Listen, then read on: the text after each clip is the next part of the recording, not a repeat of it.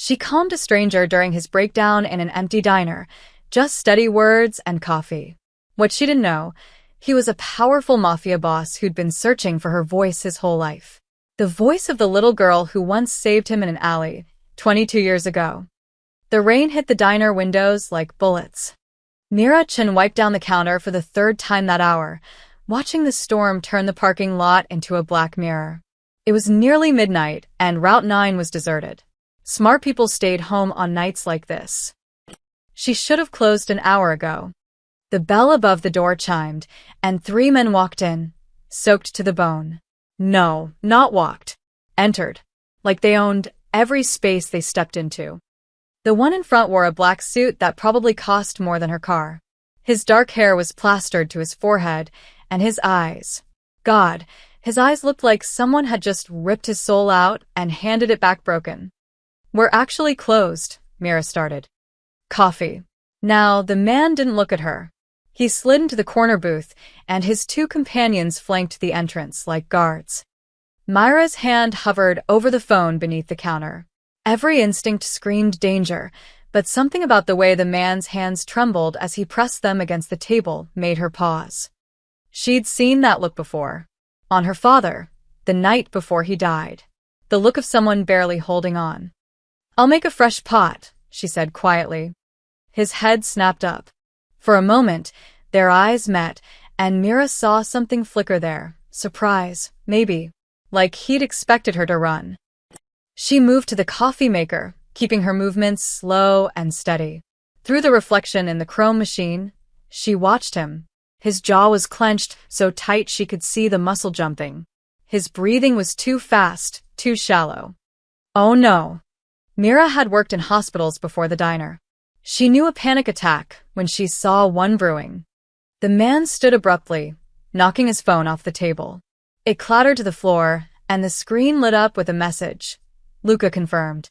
"He sold you out. Everyone knows." His face went white. "Sir?" One of the guards stepped forward. "Get out," the man's voice cracked. "Both of you. Out. Now." The guards exchanged glances but obeyed, disappearing into the storm. The second the door closed, the man's knees buckled. He caught himself on the booth, gasping like he was drowning. Mira didn't think. She moved. "Hey," she was in front of him, hands raised but not touching. "Look at me. Just look at me." His wild eyes found hers. "You're okay. You're safe right now, in this moment. Can you hear the rain?" He nodded, barely. "Good. Focus on that sound. Nothing else. Just the rain." Her voice was low, steady. "Now breathe in for 4 counts. 1, 2, 3, 4. Hold it. Now out for 4. That's it." She counted him through 3 cycles, watching the color slowly return to his face. His breathing steadied. The trembling in his hands slowed. When he finally straightened, he looked at her like she was some kind of puzzle he couldn't solve. "Who the hell are you?" he whispered. "Mira." "I'm just the waitress." She stepped back, giving him space. "You want that coffee now?" He stared at her for another moment, then nodded. Mira poured 2 cups, sliding one across to him. He wrapped his hands around it, but didn't drink. "You should have run," he said flatly. Probably. Mira leaned against the counter. "But you looked like you needed someone not to." Something shifted in his expression, something that looked almost like pain. He stood, fishing out his wallet and dropping $300 bills on the table. "Keep the change. For coffee? That's..." "Not for the coffee." He moved toward the door, then stopped. "What's your full name?"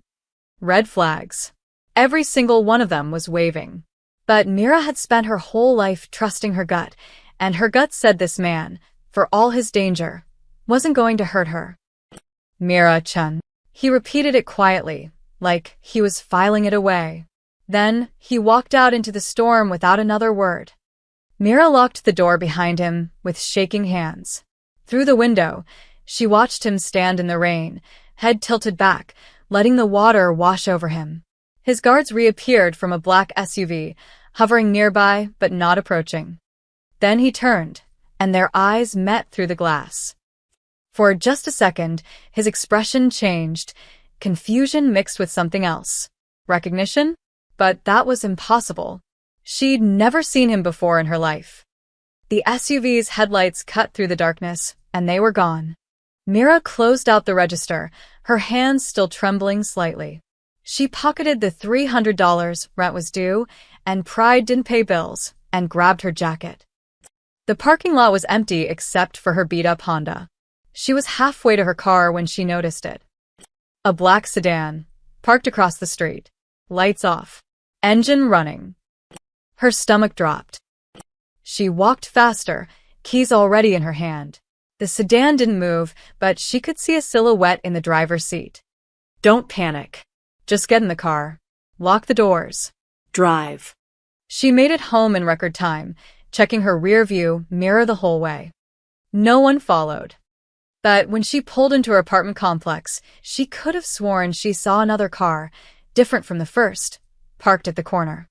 Inside her apartment, Mira triple-checked the locks and pulled the curtains closed. She sat on her couch in the dark, still wearing her jacket. The man's broken eyes burned into her memory. Her phone buzzed. Unknown number. Thank you. Mira stared at the message for a long moment, then deleted it. But she didn't sleep that night. And when morning came, she knew with absolute certainty that her life had just changed in ways she couldn't begin to understand. Myra's shift ended at 3 in the afternoon, right when the sun turned the asphalt into a shimmering haze. She untied her apron, said goodbye to Danny, the cook who'd worked there longer than she'd been alive, and stepped out into the heat. The walk home was 40 minutes on foot. She'd done it 1,000 times, knew every crack in the sidewalk, every shortcut through the residential blocks. Today felt different. She noticed the car first. A gray Toyota, parked outside the diner. Nothing remarkable about it, except it had been there when her shift started 6 hours ago. Probably nothing, she told herself. People leave their cars places. But 2 blocks later, when she glanced over her shoulder, the Toyota was rolling slowly down the street behind her. Myra's pulse kicked up. She turned left at the next corner, cutting through the park like she always did. The Toyota couldn't follow through the walking paths. Except when she emerged on the other side, a different car was waiting. A dark blue sedan, idling near the fountain. Her mouth went dry.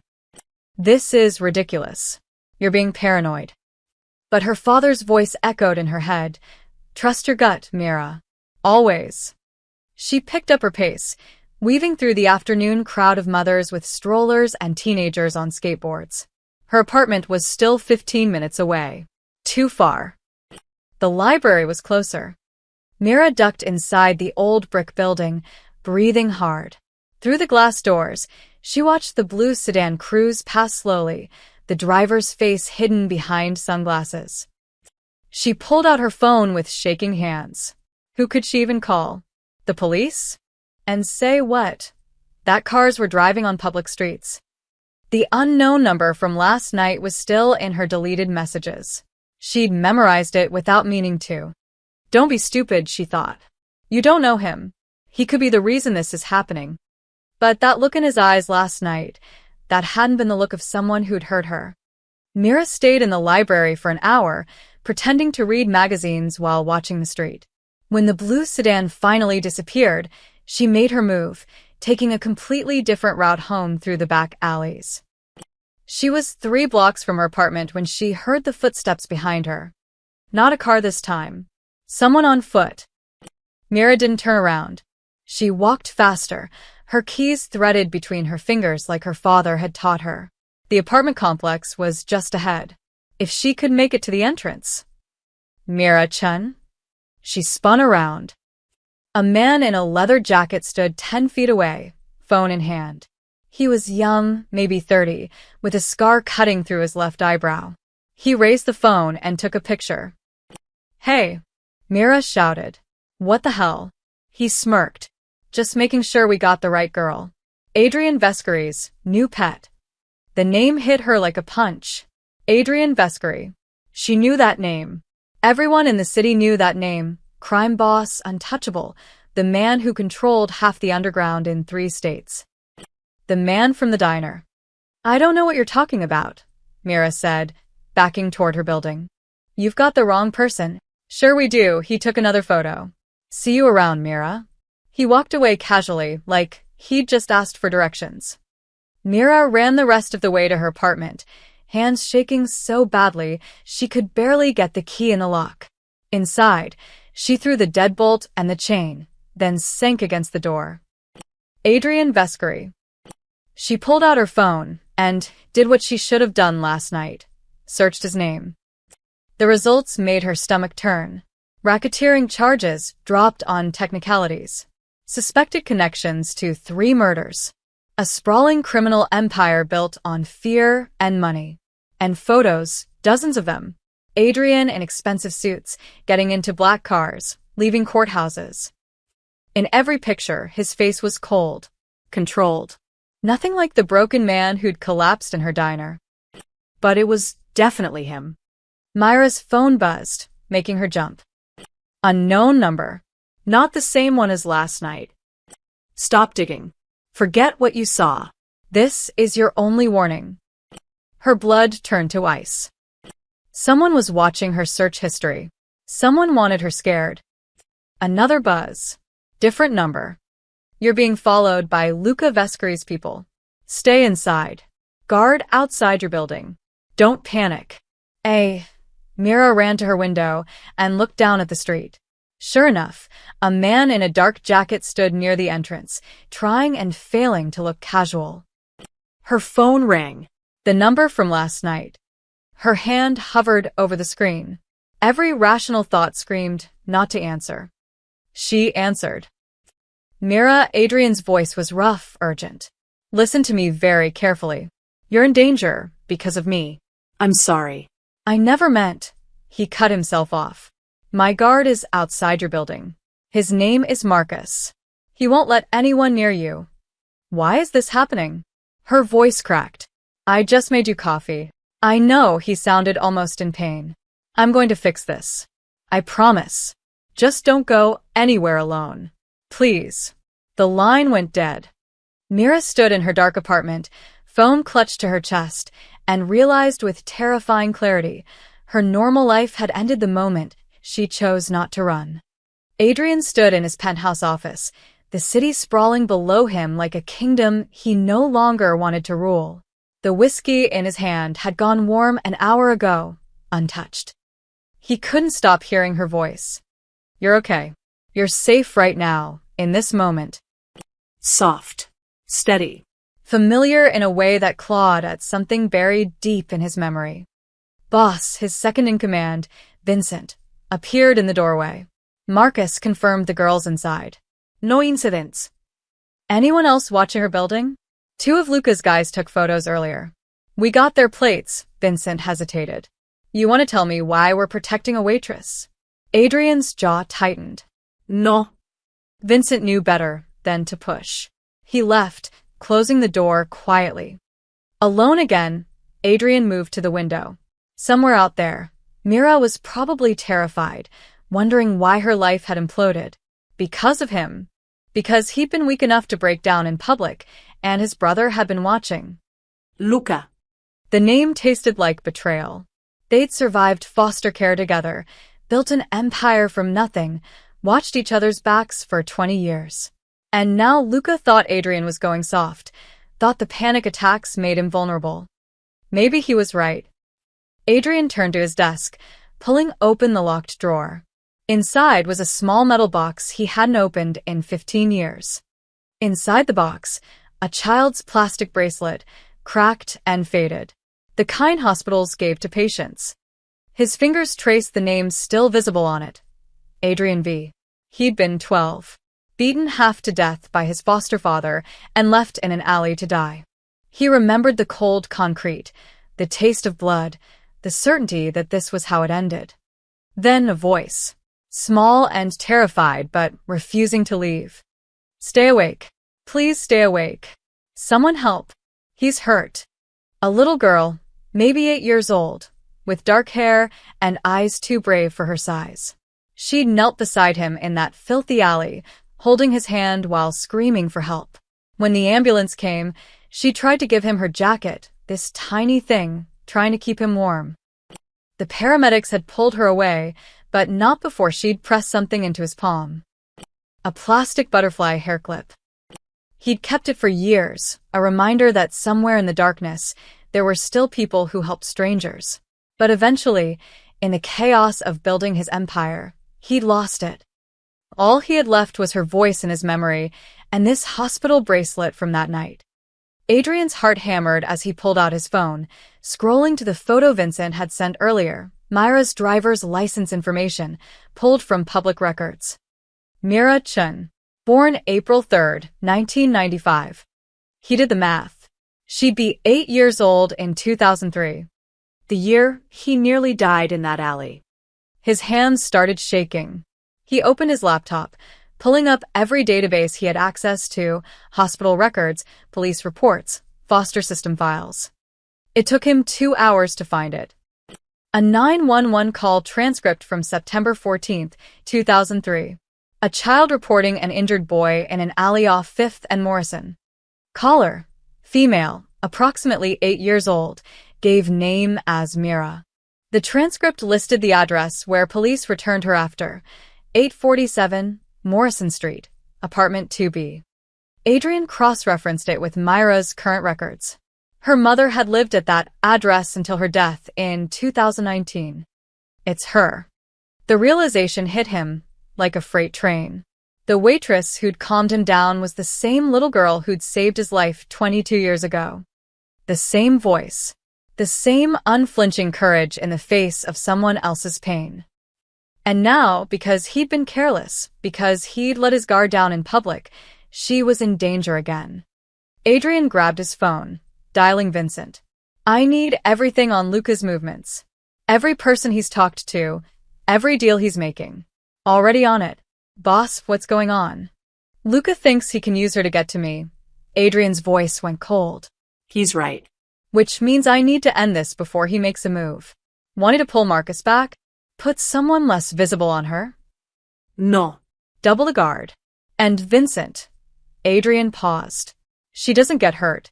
Whatever it takes. Understood.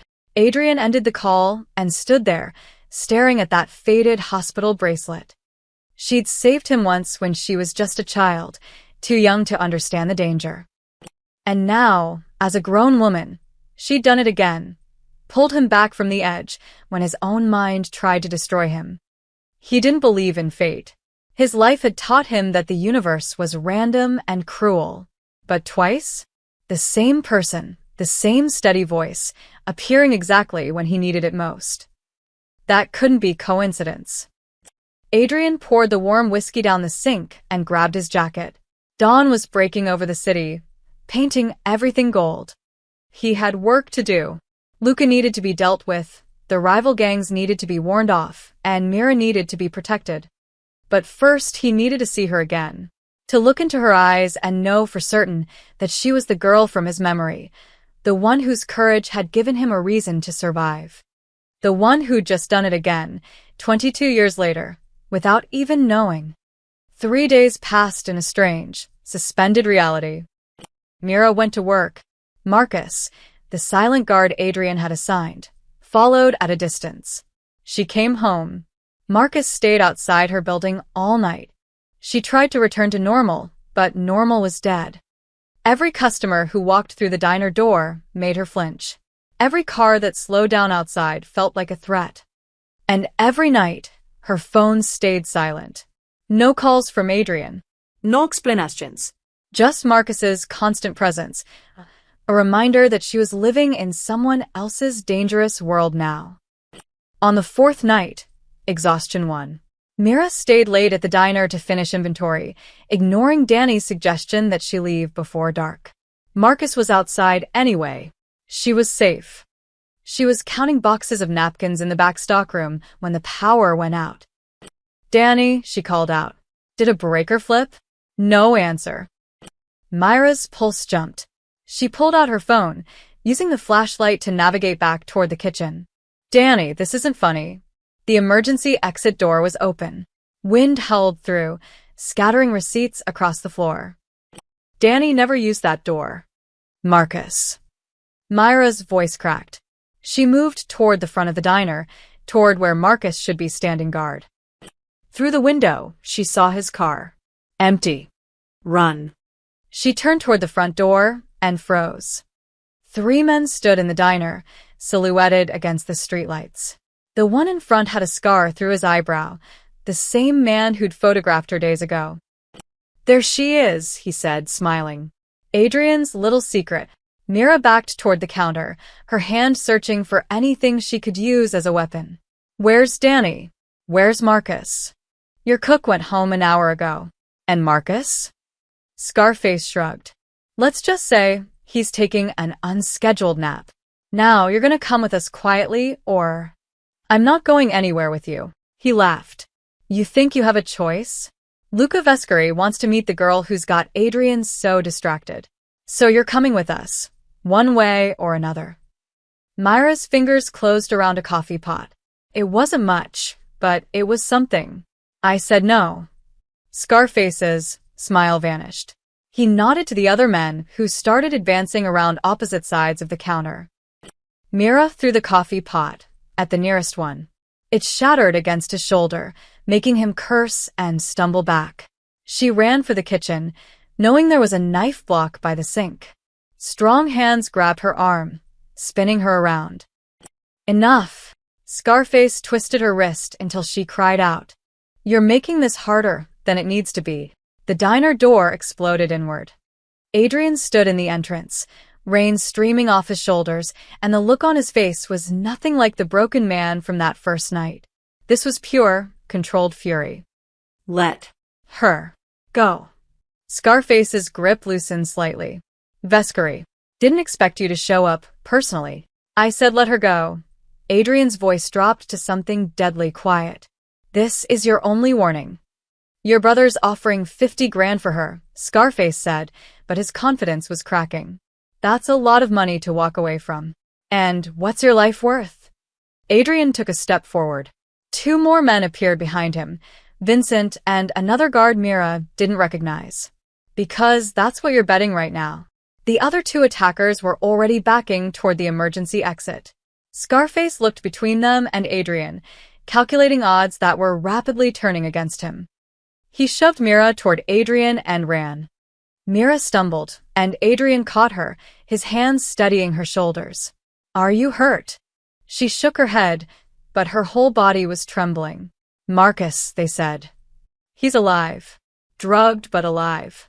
Vincent found him 10 minutes ago. Adrian's jaw was tight. I'm sorry. I should have had more men watching you. How did you know to come? I was already coming. He glanced toward the back exit where the men had fled, then back to her. We need to leave. Now. Luca knows where you work, where you live. Nowhere's safe for you anymore. I can't just leave my life. Your life almost ended 5 minutes ago. His hands were still on her shoulders, and for the first time, Mira saw fear in his eyes. Not for himself. For her. Please, Mira. Let me protect you. The reality crashed over her all at once. This wasn't going away. These people thought she meant something to Adrian, which made her a target. And maybe, God help her, she was starting to mean something to him. Where? She whispered. Somewhere they'll never find you. I promise you'll be safe. Mira looked around the diner, the place she'd worked for 3 years, where she'd felt normal and invisible and safe. That safety was an illusion now, shattered like the coffee pot on the floor. She looked back at Adrian, at this dangerous man who'd brought chaos into her life, but was now the only thing standing between her and worse danger. Okay, she said. But you owe me answers. All of them. Something flickered in his expression, relief, maybe, or something deeper. You'll get them. I swear. Vincent appeared at the door. Boss, we need to move. Police will be here soon. Adrian took Myra's hand, and she let him lead her out into the rain, into a black SUV, into a life she never asked for but couldn't escape.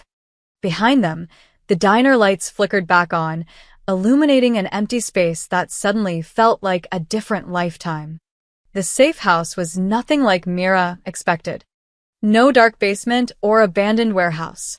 Instead, Adrian's SUV pulled up to a modest two-story house in a quiet suburban neighborhood, the kind of place where people mowed their lawns on Saturdays and nobody asked questions. "This is your idea of hiding?"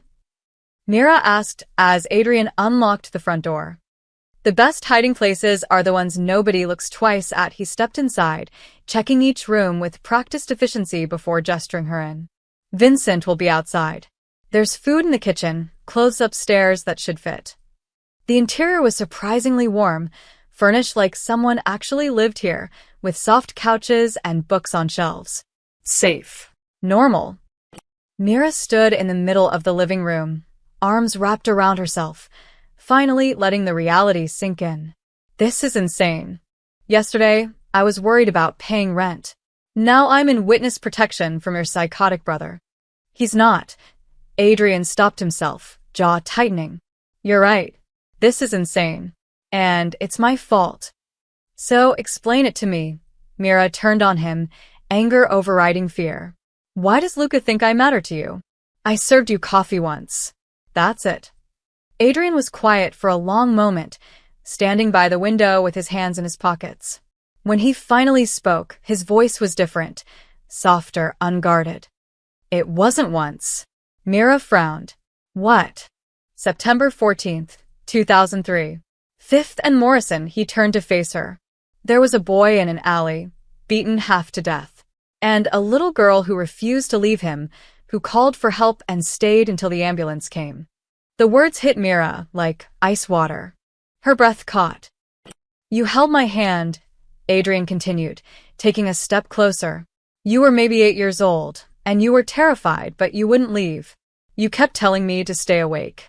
That help was coming." Myra's legs felt weak. She sank onto the couch, memories flooding back, memories she'd buried for years. The alley, the blood, the boy with dark eyes who'd looked at her like she was the only real thing in the world. "That was you," she whispered. "Your voice." That's why it felt so familiar in the diner. Adrian's expression was raw, vulnerable in a way that made him look nothing like a crime boss. "You saved my life that night. And 22 years later, you did it again." "I don't understand. How did you even find me?" "I didn't. Not on purpose." He sat across from her, forearms on his knees. "When I had that panic attack, your voice triggered something. I couldn't place it at first, but it haunted me. So I looked into your background and everything connected."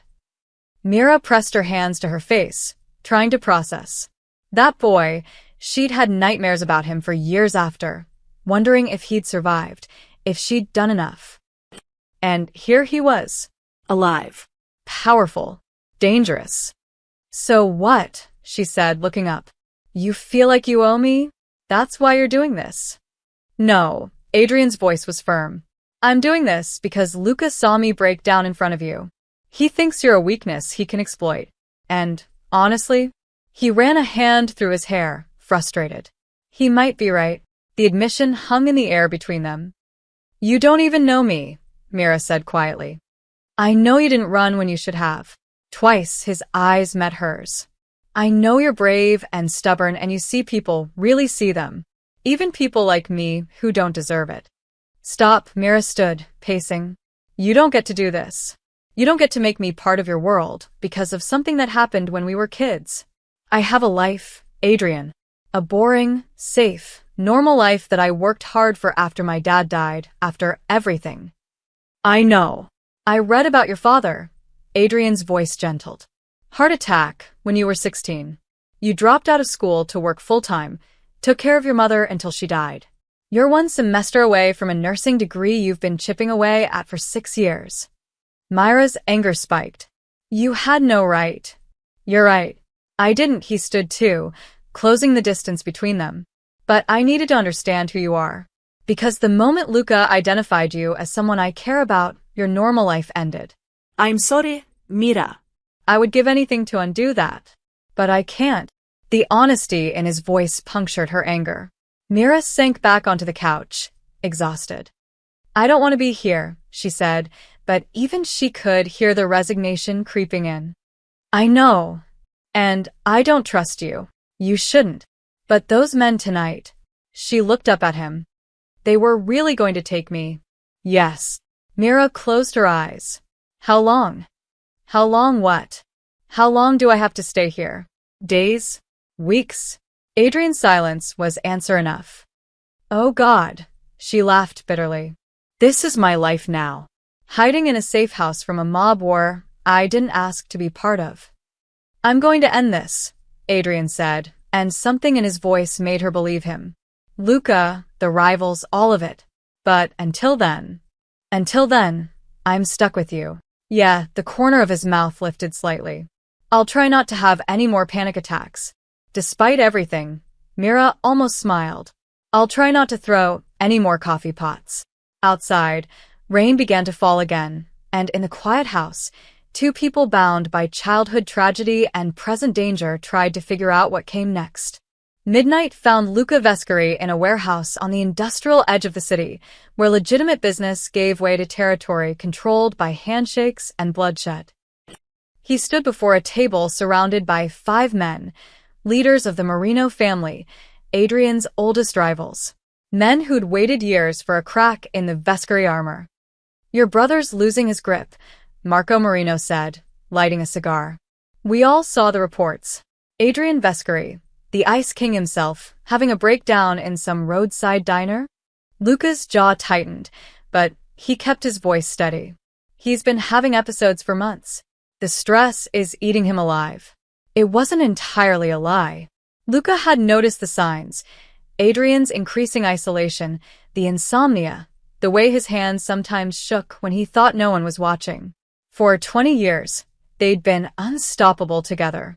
But lately, Adrian had been slipping, talking about legitimacy, about getting out. Luca couldn't let that happen.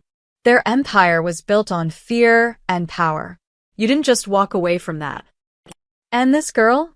Another man asked, sliding a photo across the table. Mira, captured walking to work. She's what, his therapist? She calmed him down when everyone else ran. Luca studied the photo, calculating. He's been watching her since that night. Put guards on her. When my men moved to grab her, Adrian showed up personally. Adrian Vescari doesn't show up personally for anything, Marco said slowly. Not anymore. Exactly, Luca leaned forward. He's attached, which means she's leverage.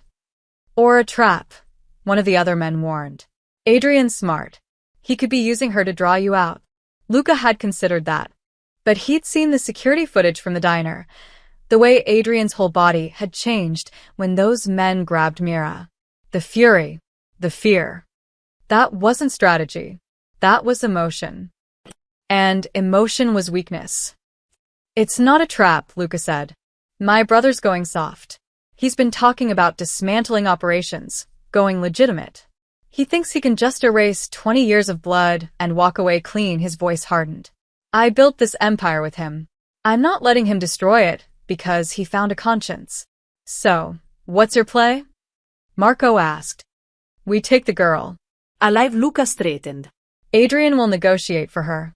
And when he does, we'll see just how much he's willing to give up to keep her safe. And if he doesn't negotiate, Luca's expression went cold. Then we'll know she doesn't matter as much as we thought, and we move to plan B. Take Adrian out while he's distracted and split his territory between us. The men around the table exchanged glances. It was bold, dangerous, but the potential payoff was enormous. The Vescari brothers, divided. Marco smiled slowly. Never thought I'd see the day. Adrian made his choice when he put a stranger above family, Luca said, and for a moment, genuine pain flickered across his face. I gave him chances to come back to reality. He chose her instead. It was more complicated than that, and Luca knew it.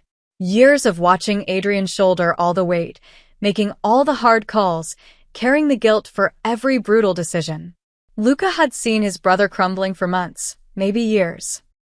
But Adrian had always been strong enough to push through before. This girl, Mira, she'd changed something. Reminded Adrian there was a world outside their dark empire. Made him want things Luca had stopped dreaming about decades ago.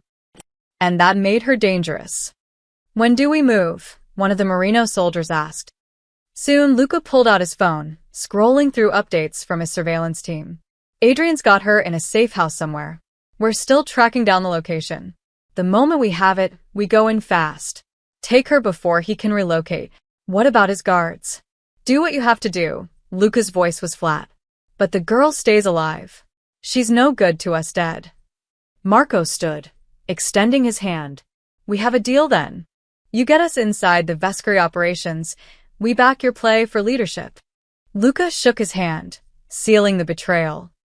After the Marinos left, Luca stood alone in the empty warehouse, staring at Myra's photo.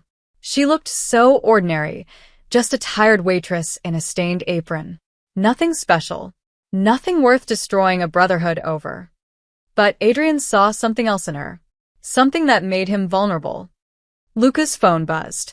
A text from his inside source, one of Adrian's lower-level soldiers who'd been quietly feeding Luca information for months.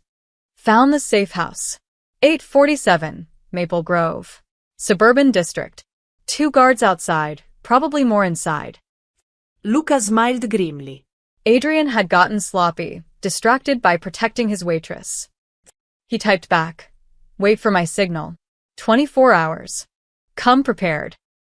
As he left the warehouse, Luca tried to ignore the voice in his head that sounded like his brother from years ago, the one who'd pulled him out of foster care, who'd taught him to fight, who'd promised they'd always have each other's backs. That Adrian was gone, replaced by someone who'd choose a stranger over blood. And if Adrian wanted to burn their empire down for a woman he barely knew, Luca would stop him. Even if it meant destroying his brother in the process. Morning light filtered through the safe house curtains, finding Mira already awake in the guest bedroom. She hadn't slept much. Every sound outside made her jump. Every creak of the house settling felt like danger approaching. She found Adrian in the kitchen, hunched over a laptop with a cold cup of coffee beside him. He looked like he hadn't slept at all. "Is that how you normally look after people?" Mira asked, startling him. "By working yourself to death." Adrian glanced up, and she saw exhaustion carved into every line of his face. Couldn't sleep. Join the club. Mira poured herself coffee and sat across from him. For a moment, they just existed in the quiet morning, 2 people pretending this was normal. Then Mira set down her cup with a decisive click. "No more secrets. You said I'd get answers. I want them now." Adrian studied her, then slowly closed his laptop. "What do you want to know?" "Everything. Why is your brother doing this? What happened between you two?" Adrian was quiet for so long Mira thought he wouldn't answer. Then he stood, moving to the window. "Luca and I survived things most people don't," he began. "Foster system, group homes, parents who saw us as paychecks or punching bags. The night you found me in that alley, I'd run away from a foster father who broke 3 of my ribs."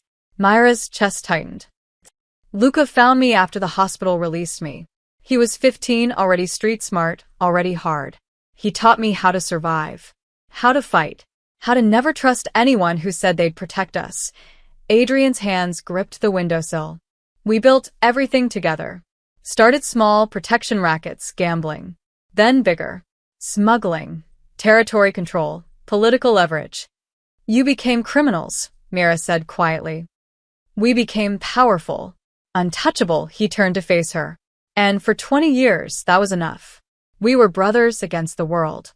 Until about 6 months ago, when I started having panic attacks." "What triggered them?" Adrian's laugh was bitter. "Guilt, maybe. Exhaustion.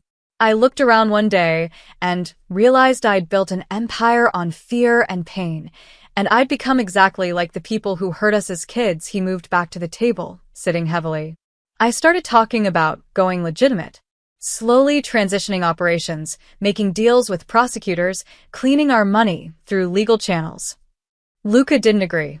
"Luca thinks I've gone soft. He thinks the panic attacks mean I'm weak, that I'll get us both killed." Adrian met her eyes. "He's not entirely wrong. In our world, weakness is death." "So he's taking over," Mira said, the pieces falling into place. "And he needs you out of the way." "It's more complicated than that. Luca's not just ambitious, he's scared.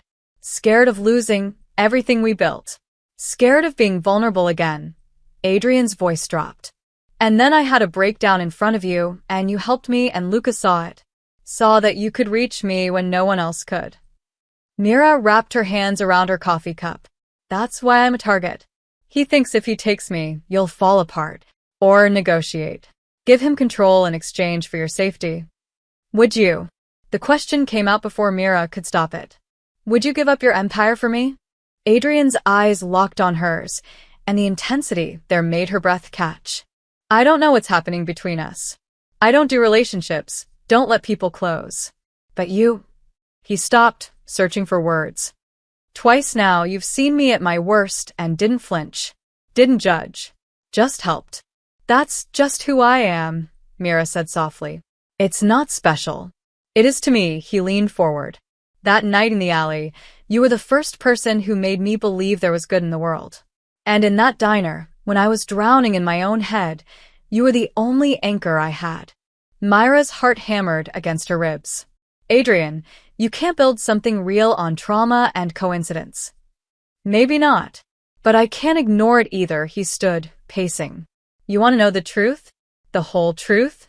When those men grabbed you last night, I felt fear I haven't felt in decades. Real, raw terror.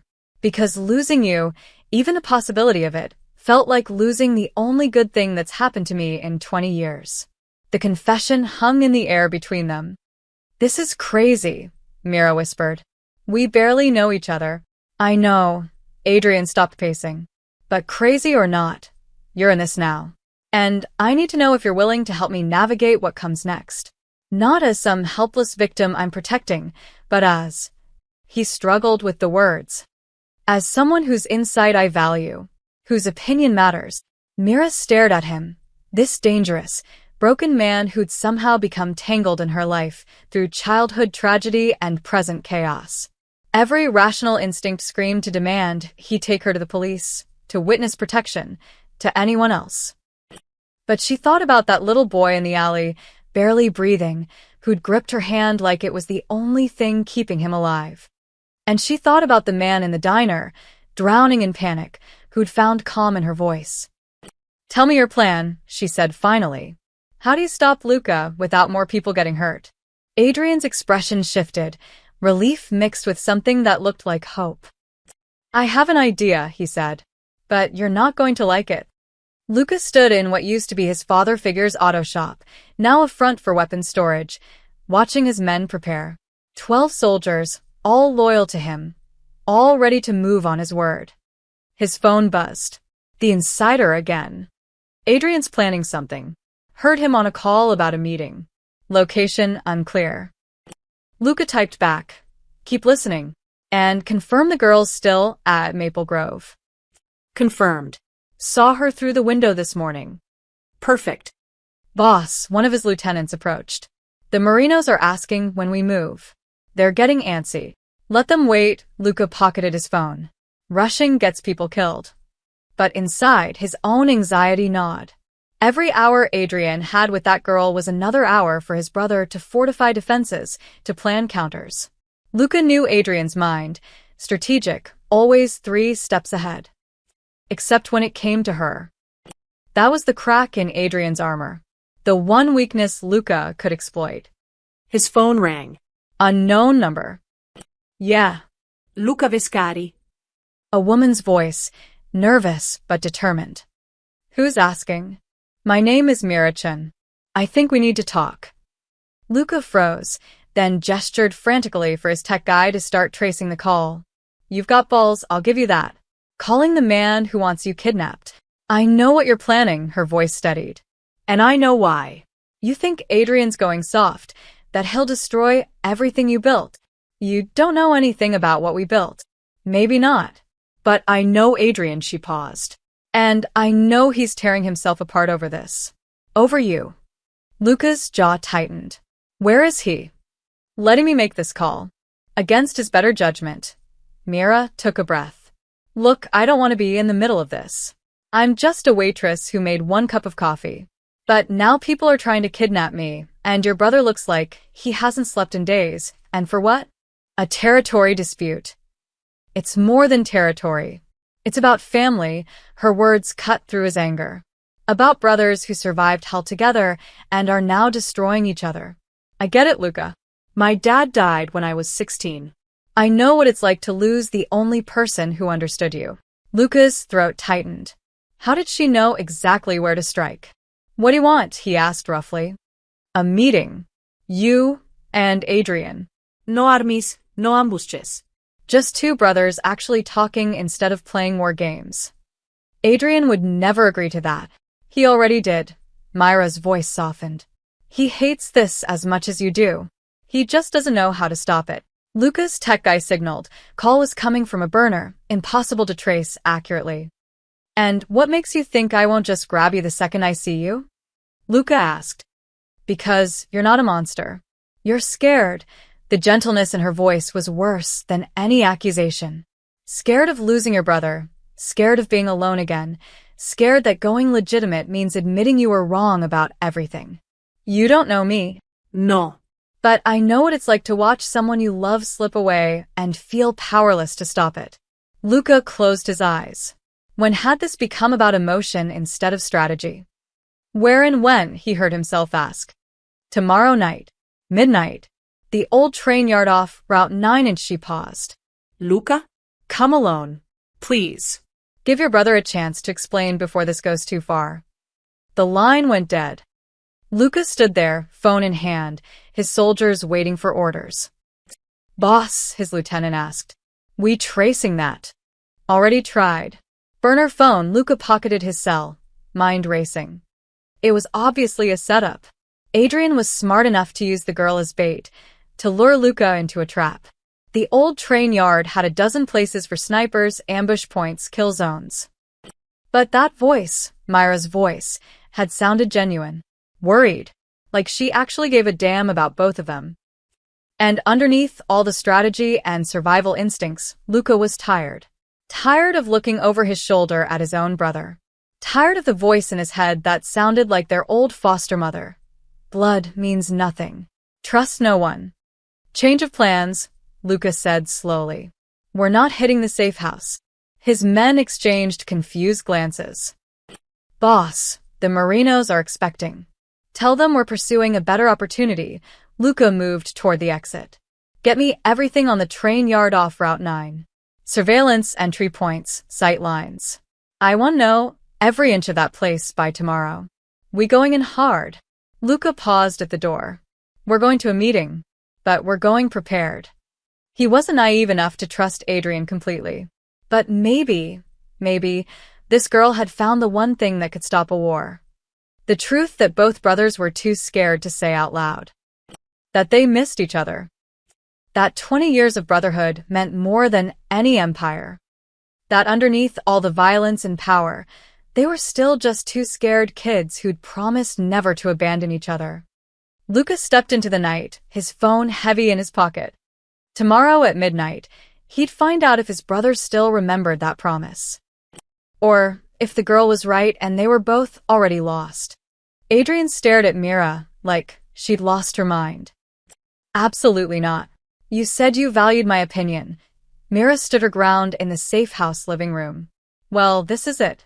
You and Luca need to actually talk before someone gets killed. He's allied with the Marinos. He wants me out of the picture. Adrian's voice rose. And you just invited him to a meeting where he could. Where he could what? Kill you? If he wanted you dead. Adrian, you'd already be dead. Mira crossed her arms. He's your brother. He's scared and angry, but he's not a monster. You don't know what he's capable of. Neither do you anymore. She stepped closer. When's the last time you two actually talked? Not strategized or negotiated, talked. About what you're both feeling. Adrian's jaw worked. That's not how our world operates. Then maybe your world is the problem. Myra's voice gentlened. Look, I've watched you torture yourself for 3 days. You barely eat. You don't sleep, and every time Vincent reports Luca's movements, you look like someone's twisting a knife in your gut. This isn't just business to you. Adrian turned away, hands gripping the back of a chair. He's my brother. We survived everything together. And now, his voice cracked slightly. Now I don't recognize him. He probably feels the same about you. The words hit like a punch.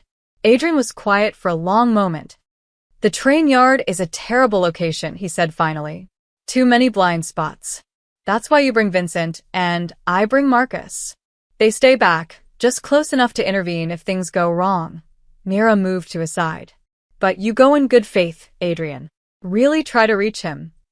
And if he doesn't want to be reached, then at least you tried. At least you gave both of you, a chance before this ends in blood. Adrian studied her face, this woman who'd become impossibly important in just a few days. Why do you care? About Luca, about any of this? Mira was quiet, thinking. Because I watched my dad die angry. Heart attack at 43, stress from a business partner who betrayed him. His last words weren't, I love you, or anything beautiful. They were, I should have fought harder. Her eyes glistened. He died full of regret and rage, and I don't want that for you. Either of you. Something in Adrian's chest cracked open. He reached out, tucking a strand of hair behind her ear. The first time he touched her with anything other than protective urgency. You see the best in people, he said softly. Even people like me. I see people hurting and trying to survive. Mira didn't pull away from his touch. That's all any of us are doing. Adrian's thumb traced her cheekbone, and for a moment, the world narrowed to just the two of them. Then he dropped his hand, stepping back. If we do this, if I agree to this meeting, you stay here. Safe. Actually, Mira said, I should be there. Absolutely not. Hear me out, she held up a hand. Luca responded to me on the phone. My voice got through to him when strategy wouldn't. If things escalate, if you two start circling back to war, maybe I can. No, Adrian's voice was steel. You're not putting yourself in the crossfire. I'm already in the crossfire. Myra's frustration boiled over. Don't you get it? The second Luca identified me as important to you, I became a piece on the board.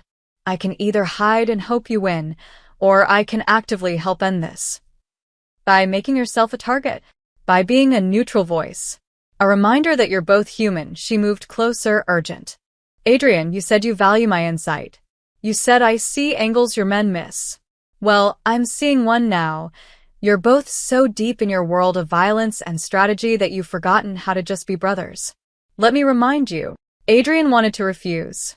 Every tactical bone in his body screamed that bringing Mira to the train yard was suicide. But there was something in her logic that made terrible sense. She'd calmed him during his panic attack. She'd gotten through to Luca on the phone. She existed outside their bloody world, which meant she could say things neither brother could. Vincent will have 3 teams positioned around the perimeter, Adrian said slowly. You stay in the car until I confirm Luca's alone. At the first sign of trouble, Marcus drives you straight back here. Agreed. And if shooting starts, you hit the floor and don't move until it's clear. Obviously. Adrian shook his head, almost smiling despite everything. You're either the bravest person I've ever met or the most reckless. Maybe both, Mira smiled back, and for a moment, the tension between them shifted into something warmer. Something that felt dangerously close to trust. This is a terrible plan, Adrian said. All the best ones are. He laughed, actually laughed, and the sound surprised them both. Outside, Vincent knocked on the door.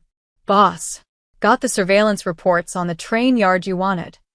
Adrian held Myra's gaze a moment longer. Tomorrow night, we end this. One way or another. Tomorrow night, Mira agreed. 2 brothers remember why they became family in the first place. Adrian hoped she was right. Because if she wasn't, tomorrow night would end in tragedy. The abandoned train yard felt like a graveyard at midnight.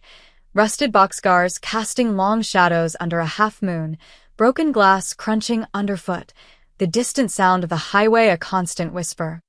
Adrian stood in the clearing between 2 freight cars, Vincent's teams hidden in positions around the perimeter. In the SUV 50 yards back, Mira waited with Marcus, watching through tinted windows. Headlights cut through the darkness. A single car approached, and Adrian's hand instinctively moved toward the gun at his back. But when the car stopped and the door opened, only Luca emerged. His brother looked older somehow, tired. The weight of betrayal carved into every line of his face. They stood 20 feet apart, two men who'd been closer than blood, now separated by an ocean of mistrust. You actually came alone, Adrian said. So did you. Mostly, Luca's eyes flicked toward the hidden positions. Your men aren't as invisible as they think. Neither are yours. Luca's jaw tightened, but he didn't deny it. They'd both brought back up. Old habits. The girl put you up to this? Luca asked. Mira thinks we can still fix this. Talk like brothers instead of enemies. And what do you think? Adrian was quiet for a moment. I think I miss my brother. And I'm tired of preparing to kill him. Something flickered across Luca's face. Pain. Quickly buried. You changed, Adrian. Started talking about going legitimate, about walking away. Like everything we built meant nothing. It meant everything. That's why I want to preserve it. Adrian took a step closer. We built an empire on survival, Luca. But we're not surviving anymore, we're drowning. The panic attacks, the paranoia, the constant violence. When does it end? It ends when we're dead or weak enough for someone else to take over, Luca's voice rose. That's the world we live in. You don't get to just decide you're done. Why not? We make the rules. We can change them. And become what? Legitimate businessmen. Luca laughed bitterly. Wake up, Adrian. We have blood on our hands. No amount of legal paperwork washes that away. So we're damned forever? That's your answer? I'm saying you don't get to have redemption while I'm left holding the empire together. Luca's mask cracked. You want out? Fine. But don't pretend you're doing it for noble reasons. You're doing it because some waitress made you feel something, and now you think you can be normal. This isn't about Mira. It's entirely about her. Luca closed the distance between them. You had one panic attack in front of her, and suddenly you're willing to burn everything down. You're weak, Adrian. And weakness gets us both killed. Adrian's hands clenched. I'm weak because I don't want to live in constant fear. Because I'm tired of hurting people. You're weak because you're letting emotion override survival. Luca's voice broke. We promised each other, no matter what, we survive. Together. And now you're choosing her over me. The accusation hung in the air like smoke. That's what this is really about, Adrian said quietly. You think I'm abandoning you, aren't you? Luca's eyes were bright with unshed tears. 20 years, Adrian. 20 years of watching each other's backs, and the second someone shows you kindness, you forget who kept you alive all those nights when you wanted to die. The words cut deep because they were partly true. I never forgot, Adrian said, his own voice thick. Luca, you're my brother. But we can't keep living like this. The violence, the constant looking over our shoulders. So, your solution is to take the girl and disappear? Leave me to handle the Marinos, the feds, everyone who wants us dead. My solution is for us to get out together. Both of us. We take what we can, protect what we've built, and transition out before we end up dead or in prison. Luca shook his head. You don't understand. They won't let us leave. The Marinos, the Russians, all of them, they're circling because they smell blood in the water. Your blood. And I'm supposed to what? Just let them tear apart everything we sacrificed for? So you allied with them instead. I allied with them to save us. Luca's voice echoed off the metal boxcars. Because you were too busy playing house with your waitress to see the war coming. I see it fine. I just don't want to fight it anymore. Then you're already dead. The words fell like a guillotine blade. In the SUV, Mira watched the brothers face off, saw the pain in both their stances. Without thinking, she opened the car door. Miss Chun, don't. Marcus started, but she was already walking toward them. Both brothers turned as she approached, and Luca's hand moved toward his weapon. She's unarmed, Adrian said sharply, positioning himself between Mira and Luca. Mira stepped around Adrian, looking Luca directly in the eyes. You're both right, and you're both wrong. This doesn't concern you, Luca said coldly. It concerns me the second Adrian decided I was worth protecting. The second you decided I was worth using as leverage. Her voice was steady, calm. You want to know what I see? Two brothers who survived hell together, who built something powerful, and who are now so terrified of losing each other that you're destroying each other instead. You don't understand our world, Luca began. I understand fear. I understand loyalty. And I understand that Adrian's not choosing me over you, he's trying to save you both. Behind them, a sound. Cars approaching. Multiple engines. Vincent's voice crackled through Adrian's earpiece. Boss, we've got company. Merino vehicles, at least 6, incoming fast. Luca's face went white. No. I told them to wait. You brought them? Adrian's voice was ice. As backup. They weren't supposed to move unless. Gunfire erupted from the perimeter. Adrian grabbed Mira, pulling her behind a boxcar as bullets ricocheted off metal. Luca dove for cover on the opposite side. This is your fault. Luca shouted over the chaos. Your distraction, your weakness. My weakness. Adrian returned fire toward the approaching vehicles. You're the one who allied with snakes. More gunfire. Vincent's teams engaged the Merinos, but they were outnumbered. Mira pressed against the boxcar, heart hammering. This was spiraling, exactly what she'd tried to prevent. Then she saw it, a Merino soldier flanking Luca's position, rifle raised.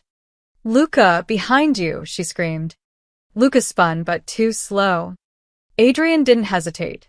He launched himself across the clearing, tackling his brother out of the bullet's path.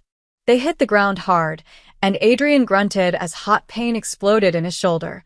The bullet meant for Luca had found him instead. Adrian. Luca's voice cracked. He dragged his brother behind cover, hands shaking as he pressed against the bleeding wound. You idiot, why did you? Because you're my brother, Adrian gasped. You're always my brother. For a moment, Luca just stared at the blood, at Adrian's face, at 20 years of brotherhood reduced to this single, terrible moment. Then something in him broke, or maybe healed. Vincent, Luca shouted into the chaos. Ceasefire. Fall back to defensive positions. He turned toward the Merinos. Stand down. All of you, stand down now. The gunfire stuttered, then stopped. In the ringing silence, two brothers sat in the dirt, one bleeding, both finally seeing clearly. I'm sorry, Luca whispered.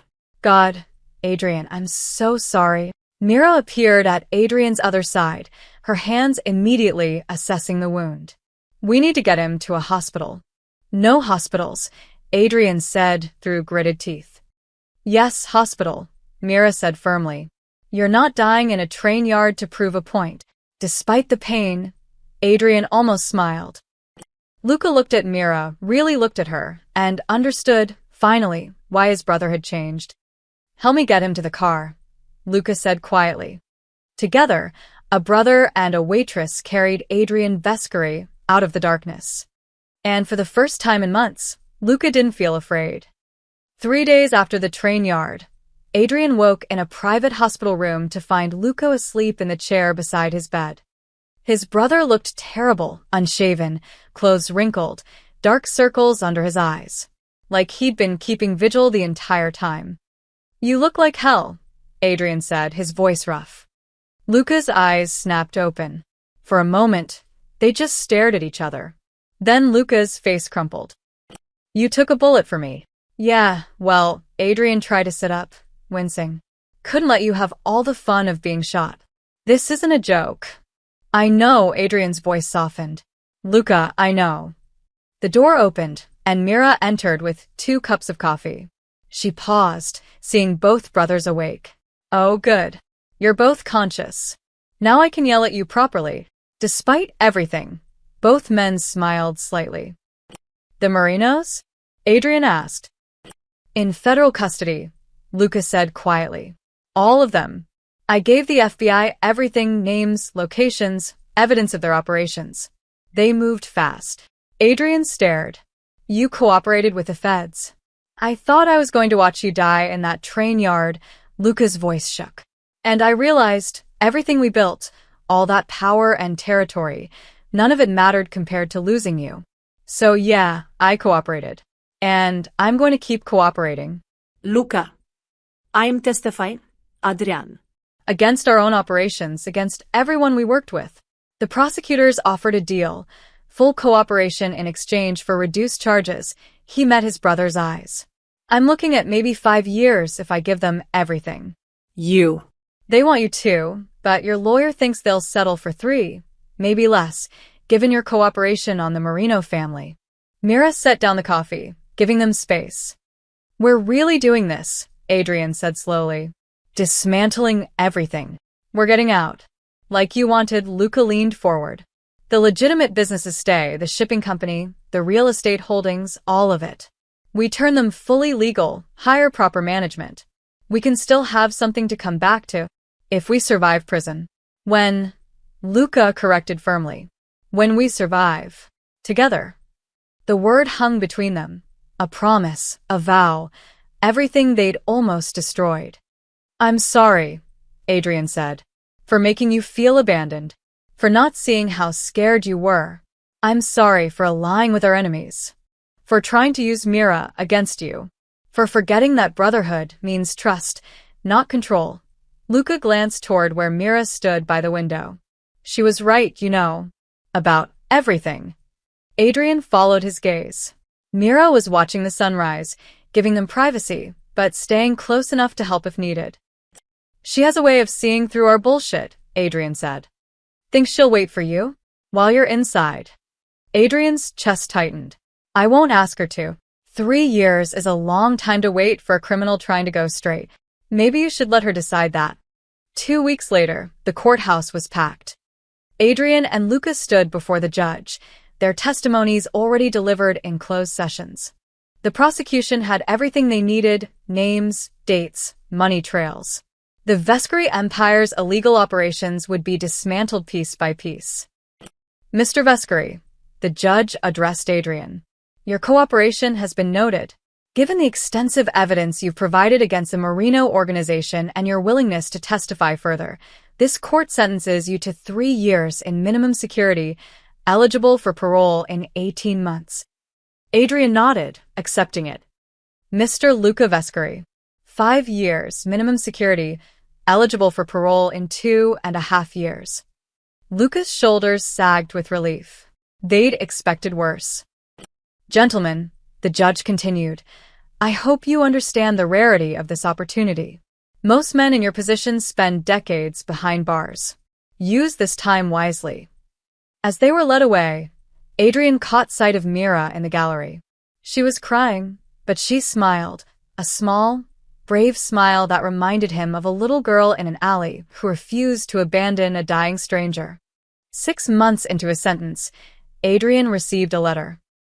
Dear Adrian, I've been thinking about what you said, that you wouldn't ask me to wait. Well, you didn't ask, but I'm choosing to anyway. I finished my nursing degree last month. Turns out having stable finances from selling the diner helps with tuition. I'm working at the hospital now, the same one where they took you after the train yard. Luca writes to me sometimes. Did you know that? He apologizes a lot. I told him to stop. You both made your choices, and now you're both making amends. That's what matters. I visit your mother's grave once a month. Put fresh flowers there. I hope that's okay. Luca mentioned she was the only foster parent who tried to keep you together. 18 months feels long from here. But I've waited for things before. Waited years to finish my degree. Waited months to save enough for my own apartment.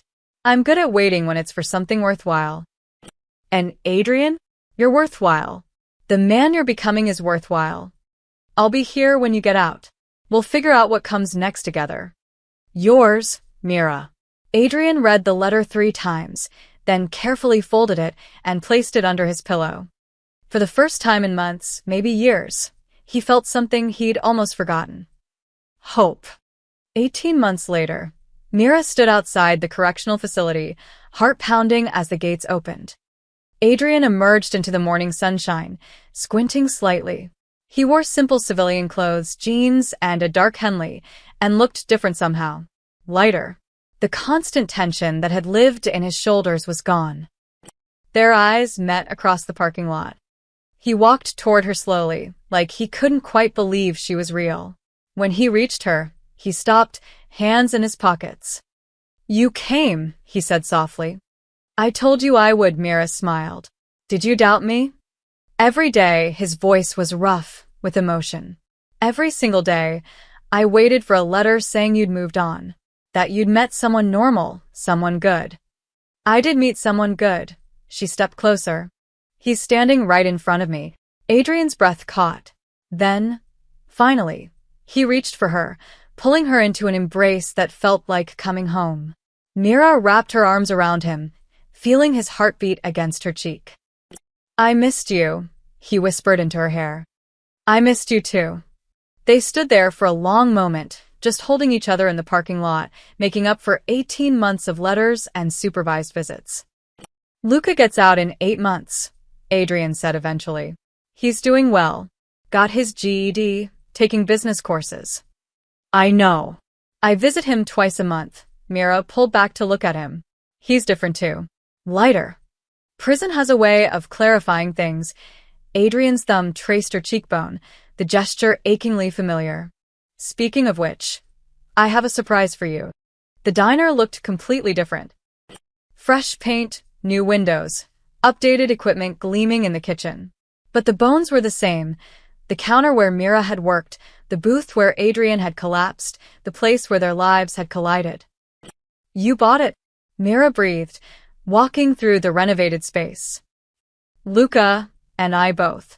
The legitimate money from our businesses, Adrian followed her. We wanted to do something good with what we'd built. Transform something broken into something whole. The sign outside read, Second Chances Diner. It's beautiful, Mira said, tears streaming down her face. There's more? Adrian led her to the back office. On the desk sat legal papers. We're funding a scholarship program for kids aging out of foster care. And this, he gestured to the diner, will employ people who need second chances. Ex-cons trying to rebuild, former addicts in recovery, anyone who needs a safe place to start over. Mira covered her mouth with her hand. You showed me that people could change, Adrian continued. That one moment of kindness could save a life. So we're paying that forward. Making sure other scared kids don't have to become what Luca and I became. Adrian. She couldn't find words big enough for what she felt. I know it doesn't erase what we did. Nothing can, he moved closer. But maybe we can create enough good to balance some of the bad. And maybe, he paused, vulnerable in a way that still surprised her. Maybe you'd consider being part of that. Running this place with me. You want me to manage the diner? I want you to be my partner. In the foundation, he took a shaky breath. In everything. If you'll have me. Myra's tears fell faster. You're really asking this in a diner? Again. It's where we started. Adrian smiled, and it transformed his whole face. Seems right to start the next chapter here too. He pulled a small box from his pocket, and Myra's heart stopped. I bought this 6 months ago, Adrian said, opening it to reveal a simple gold band with a small diamond. Carried it to every parole hearing, every meeting with my lawyer. Reminded myself that I had something worth staying good for. He dropped to one knee on the diner floor. Mira-chun, you saved my life twice. Once when you were 8 years old and too brave for your own good. And once when you were 29 and still too brave, still refusing to run when any sane person would have. His voice cracked. You saw good in me when I couldn't see it myself. You waited when you had every reason to leave. And you helped me find my brother again when I thought he was lost forever. Mira was openly crying now. I can't promise you easy. I've got a record, a past, enemies who might resurface. But I can promise you honest. I can promise you every day of trying to be the man you believed I could become. He looked up at her with those dark eyes that had haunted her for years. Will you marry me? Yes, Mira said without hesitation. Yes, you idiot. Of course yes. Adrian stood, sliding the ring onto her finger with shaking hands. Then he kissed her, soft and desperate and full of 18 months of longing. When they finally broke apart, Mira laughed through her tears. Your timing is still terrible. I know, he grinned. But you love me anyway. I really do, she said, and meant it with every fiber of her being. 3 months later, the diner's grand reopening drew a crowd. Former foster kids, ex-cons rebuilding their lives, and community members curious about the transformation. Luca, released early for good behavior, stood beside his brother, helping serve coffee to customers who saw them not as criminals, but as men trying to make amends. And in the back booth, Mira Vescari, newly married, impossibly happy, watched the man she loved pour coffee with steady hands. He looked up, caught her watching, and smiled. She smiled back. Sometimes salvation came in a cup of coffee and a steady voice saying, "You're okay. You're safe." Sometimes it came in the choice to stay when running made more sense. And sometimes, just sometimes, broken people found each other at exactly the right moment and helped each other become whole.